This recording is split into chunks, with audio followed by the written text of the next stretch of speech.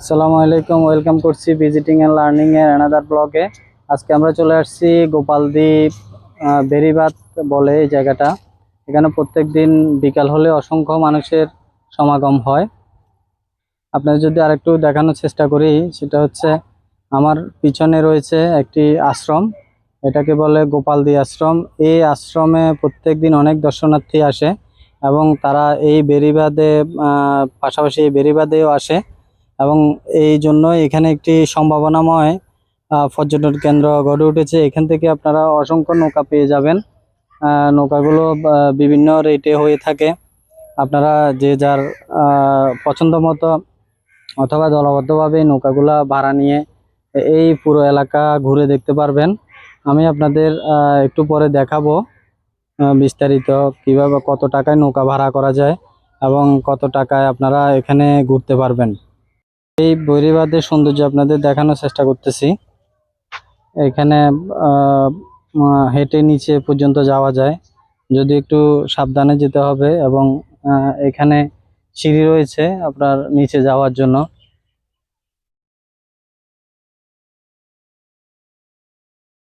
এখানে অসংখ্য ডিঙ্গি নৌকা রয়েছে, এগুলো আপনারা চাইলে ভাড়ায় নিতে পারেন এবং প্রত্যেক দিন অসংখ্য মানুষ এখানে ভাড়া নিয়ে বিকাল পর্যন্ত বিকালেই ঘুরে।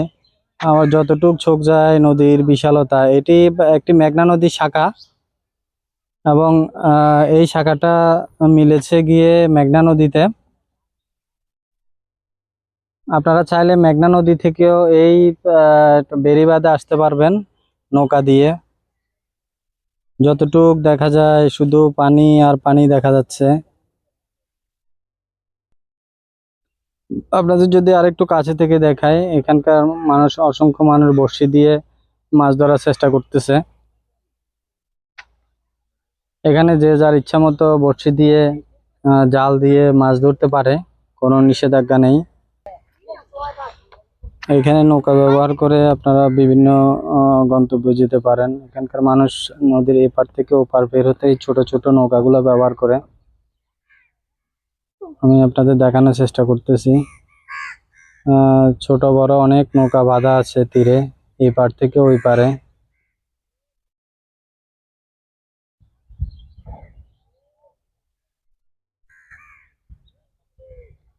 ওই যে দূরে গ্রাম দেখা যাচ্ছে, এই গ্রামের লোকজন এই নৌকাতে করে তাদের যাতায়াত করে থাকে। বর্ষার সময় এই নদীর পানি কোনায় কোনায় ভরে ওঠে এবং আমি যেখানে দাঁড়িয়ে আছি এতটুকু পর্যন্ত পানি উঠে এবং বর্ষা শেষ হলে আস্তে আস্তে পানিগুলো নিচে নেমে যায়। আমি আপনাদের আরেকটু কাছে, এই যে আপনারা দেখতে পাচ্ছেন একটি নৌকা ছেড়ে যাচ্ছে তার গন্তব্যের দিকে।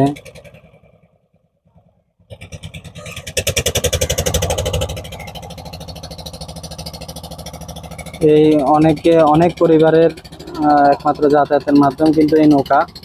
তারা এই নৌকা ব্যবহার করে বিভিন্ন গন্তব্যে গিয়ে থাকে এবং দেখা যাচ্ছে বাঁশ পরিবহন করতেছে, বাজার এবং অনেক কিছু পরিবহন করে এই নৌকার মাধ্যমে।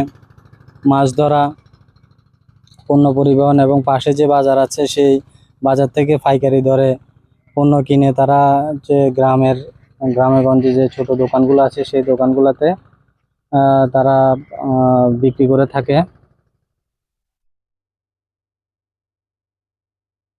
আপনারা চাইলে নৌকা নিয়ে ঘুরে আসতে পারেন এবং দেখতে পারেন এই যে নদীর পাড়ের সৌন্দর্য এবং পাশে রয়েছে একটি আমরা একটি নৌকা ভাড়া নিয়েছি। আমাদের বড় ভাই 120 টাকায় আমাদের এখানে ঘুরিয়ে দেখাবে, প্রায় 30 মিনিটের মতো। আপনারা এরকম নৌকা নিয়ে আসতে পারবেন এই সুন্দর দৃশ্য উপভোগ করার জন্য। আপনাদের আমরা একটু ঘুরিয়ে দেখাচ্ছি এই নদীর সৌন্দর্য এবং এটি একটি সম্ভাবনাময় পর্যটন কেন্দ্র হয়ে উঠেছে। এখানে এক পাশে রয়েছে মসজিদ, পাশে মন্দির, তার পাশে একটি রয়েছে কবরস্থান, মুসলিম কবরস্থান এবং তার পাশে রয়েছে কিন্তু একটি আশ্রম যেটাকে গোপালদী আশ্রম বলে এবং পাশে অনেক সুন্দর সুন্দর অনেক বিল্ডিং রয়েছে। আপনার সম্প্রীতি যে এখানে বিরাজমান এটা দেখলেই বোঝা যায় যে পাশে হ্যাঁ,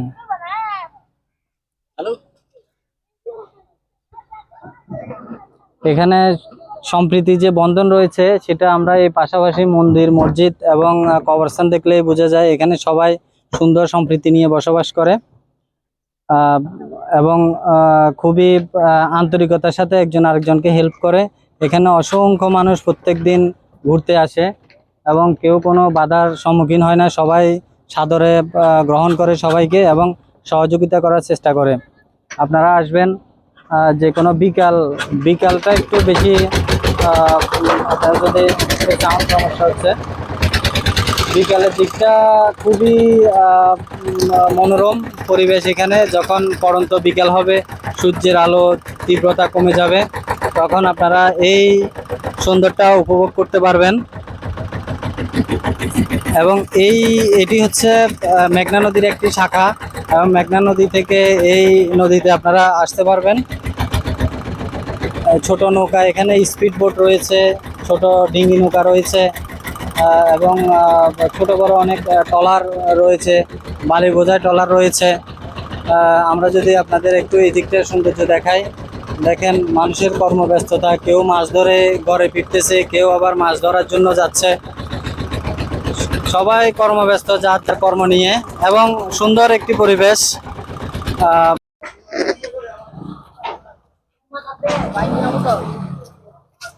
এটি হচ্ছে একটি আশ্রম, হিন্দুদের একটি আশ্রম। এটা হচ্ছে গোপালদিক। আমরা এসেছি এখন গোপালদি আশ্রম, একটি আশ্রম দেখানোর জন্য। এখানে হিন্দুদের পাশাপাশি দেখা যায় এখন মুসলিমরাও ভিজিট করে এই আশ্রমটি।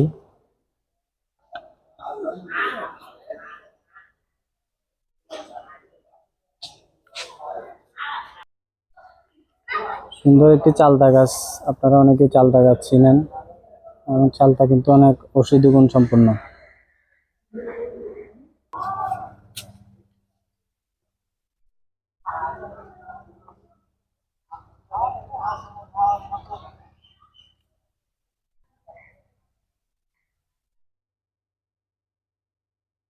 আসলে একটি কথা বলে রাখি, যারা ইউটিউবে ভিডিও শুট করেন অথবা ইউটিউবে ব্লগ বানান, কন্টেন্ট বানান, তাদের জন্য বলে রাখি, আপনারা অবশ্যই চেষ্টা করবেন কোনো প্রতিষ্ঠানে ঢোকার আগে অবশ্যই তাদের অনুমতি নিয়ে নেবেন, আপনি এখানে ভিডিও শুট করতে পারবেন কিনা।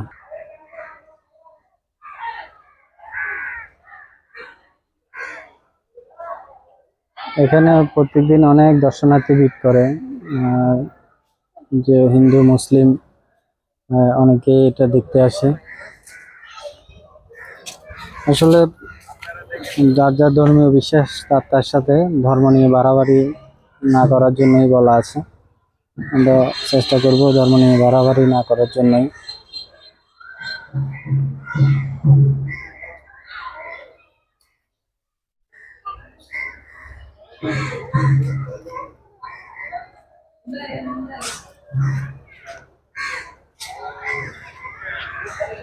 এখানে আপনাদের যদি একটু দেখানোর চেষ্টা করি জুম করে, যে